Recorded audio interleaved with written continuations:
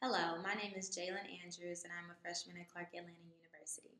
I am currently enrolled in Professor Oluwajumi's U.S. African and World History class, which takes place on Tuesdays and Thursdays from 10:50 a.m. to 12:05 p.m.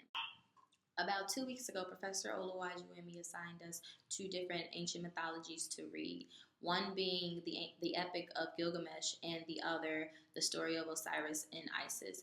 One obvious difference between the two would be that the Epic of Gilgamesh was emerged from ancient Mesopotamian culture, and the story of Osiris and Isis emerged out of ancient Egyptian culture, which was also known as Kemet before it was taken over by the Romans. Another difference would be the reasons for death, since death played a very, very important role in each of the myths. One reason for the death in the Epic of Gilgamesh was the death of the humans due to their corruption and their disobedience to the gods.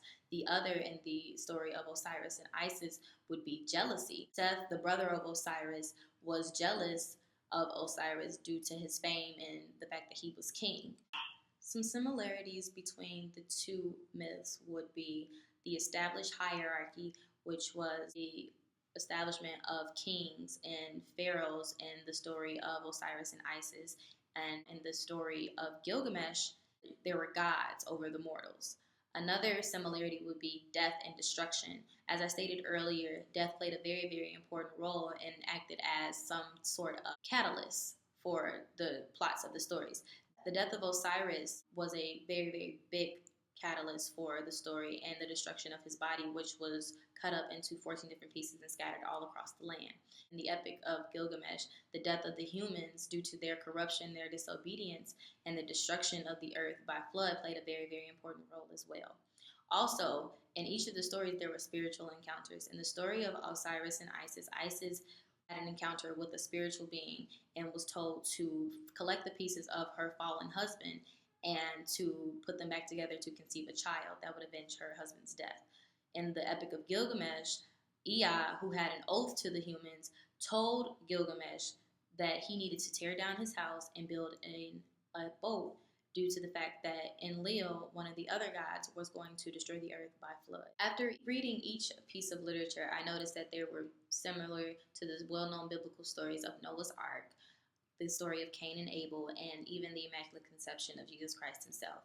Once I finished analyzing and identifying the similarities, the Epic of Gilgamesh, story of Osiris and Isis, and the biblical stories, I realized that the Epic of Gilgamesh and the story of Osiris and Isis were created thousands of years before Christianity even existed.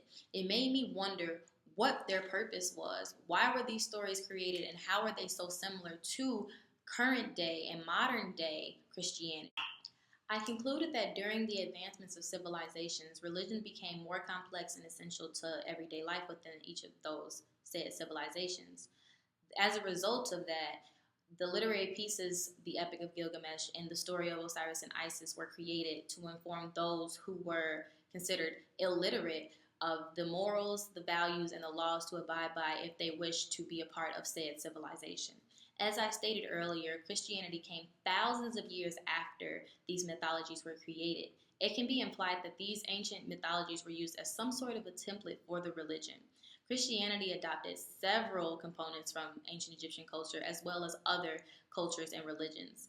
For example, the Egyptian symbol for life, fertility, and the unification of man and woman was adopted by Christianity and transformed into what is now referred to as the crucifix. The crucifix is now a very, very worldwide symbol for Jesus Christ's ultimate sacrifice, his life. I've always enjoyed learning about my history and the history of different cultures, religions, and people. After reading the mythologies and watching the Empire film, I realized that Christianity is composed of several different ancient morals, values, traditions, and laws. It amazes me how diverse cultures can tell variations of a myth, even in different languages, and still come to the same conclusion after encountering it. It's also great to learn about my chosen religion, Christianity, and the origins of its teachings. Now I have a better understanding of where some of the beliefs and rituals have come from. The Empire film also informed me on how much of a large impact the ancient Romans have on the modern day world.